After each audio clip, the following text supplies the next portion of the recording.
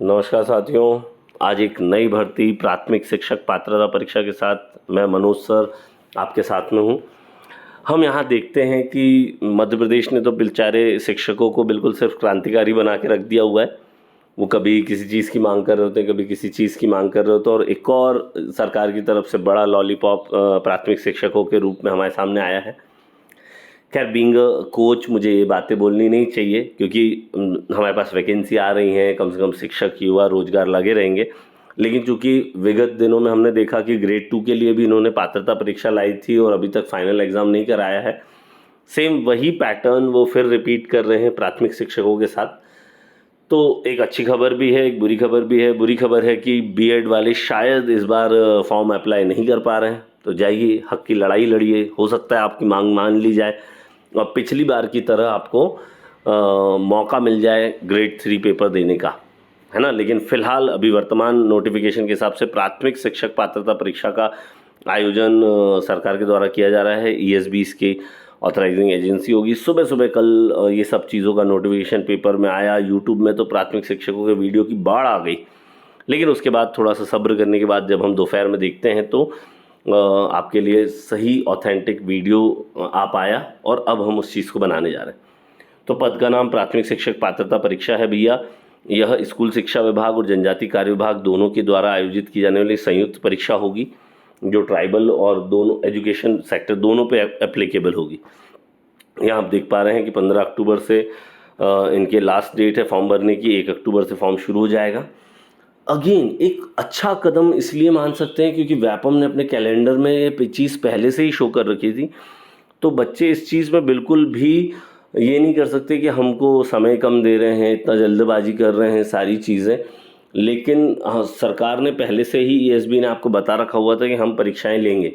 लेकिन हमारे बच्चों की बुरी आदत है कि वो नौकरी आने के पश्चात पढ़ना शुरू करते हैं।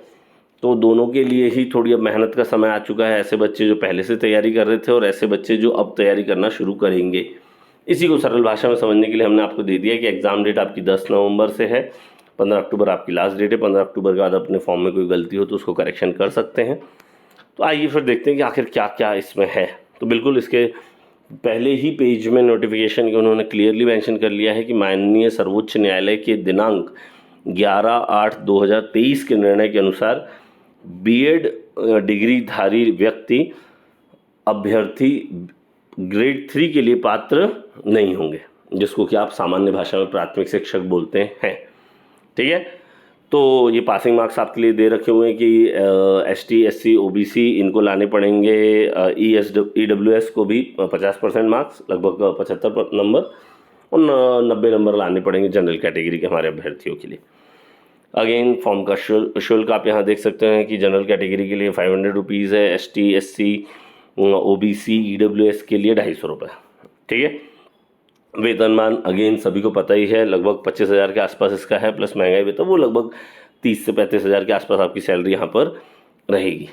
आखिर कब पेपर होंगे? नो डाउट 10 नवंबर को बहुत ही अच्छा उन्होंने कम बैक किया है व्यापम ने कि चलो हमारे जो मध्य प्रदेश के बेचारे शिक्षक वर्ग हैं जो 4 साल से अपना इंतज़ार कर रहे थे इस चीज़ का, उनके लिए 1 महीने के अंदर दे लगभग 40 दिन आपको मिलेंगे तैयारी के।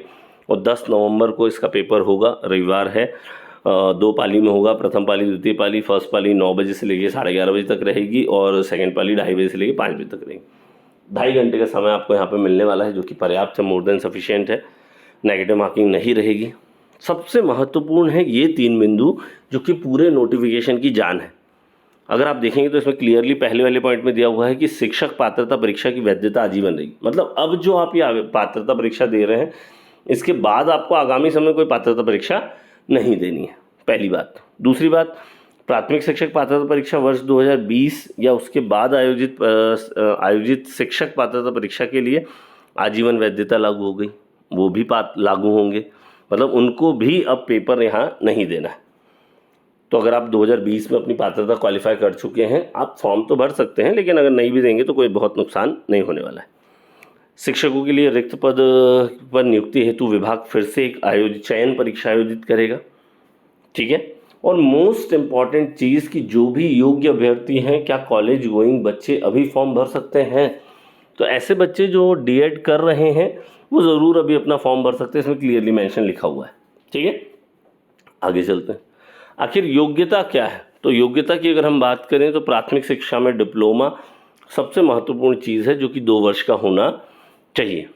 ठीक है, अब यहाँ पर अपन आगे देखते हैं कि क्या खास है इतनी 4, 5, 6, 8 लाइन में वो क्या बोलना चाह रहे हैं। तो हमने उसको एकदम सरल भाषा में आपको यहाँ बताया है। देखिए, योग्यता आपके लिए क्या होनी चाहिए? 12th प्लस डीएड होना चाहिए 2 साल का, या फिर 12th प्लस बीएलएड किया हुआ आपने 4 साल का कोर्स होता है।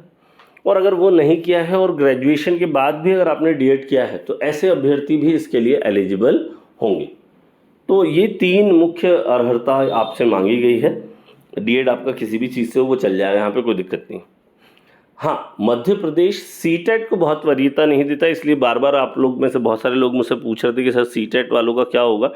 तो हमने वो चीज़ यहाँ पे मेंशन कर दी आपके लिए कि सीटेट के अभ्यर्थी हमारे यहाँ पर कोई बहुत वरीयता नहीं रखें। दोबारा एमपी का फॉर्म भरेंगे, क्वालिफाई करेंगे, उसके बाद वो पेपर दे पाएंगे। ठीक है, तो उनको अपने सीटेट के स्कोर कार्ड के आधार पर यहाँ कोई क्वालिफिकेशन नहीं मिल रहा है।